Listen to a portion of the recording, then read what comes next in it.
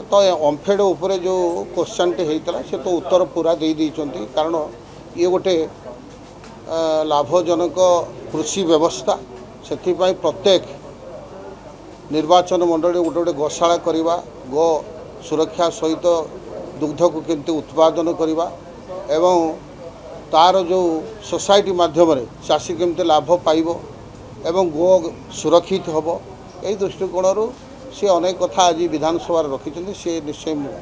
से कथा को ये उपस्थापन कर मोर विशेष कहवा अधिक ठीक हम ना यही दृष्टिकोण मु तो निश्चित भाव में सरकार को माननीय जो विभाग मंत्री को धन्यवाद देवी जो पॉलिसी कर 200 गोटी जगार गोशाला से करने प्रस्ताव रखिंट से सब निर्वाचन मंडली सहित विभिन्न जगार गोशाला हम गोशाला द्वारा गाई गोरु मानकर सुरक्षा एवं दुग्ध उत्पादन एवं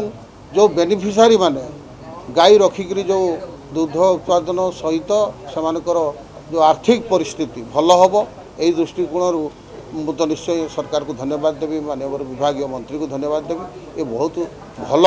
व्यवस्था एवं आगामी दिन में समस्त सहयोग आवश्यकता अच्छी धन्यवाद नहीं देखु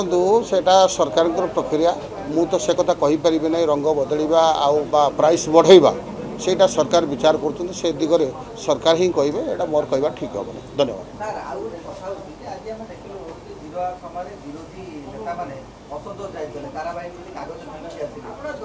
ना देखु आज्ञा आमर सरकार सबु समय सम्मान विरोधी दल प्रति अच्छी से बीजेडी हूँ कांग्रेस हूँ एवं यथेष्ट परिमाण आम माननीय स्पीकर महोदया से सुजोग भी दौरान बेले बेले कौ कारण कौ बसत कारण जड़े अधे कौटी केमती रही जाइए सेमती विशेष असंतोष प्रकाश करने कथा नुह सहयोग करने कथा कारण मु तो भावुची तत्कालीन सरकार जो विधानसभा चल पार नथिले आम सरकार सुंदर भाव जो तांकर नोटिफिकेशन आधार डेट आधार सरकार तो बढ़िया सुंदर भाव विधानसभा चलाउछंती से आम भी प्रयास करुचु जो विरोधी दल बंधु मैंने केमती सहयोग करुचंती आहुरी करेंगे आउ सुंदर आमर जो राज्यर जहाँ भी इश्यू अच्छी ताको विधानसभा को आनिबा सरकार को नजर को आनिबा आउ समाधान करवा यह ही ये विधानसभार उद्देश्य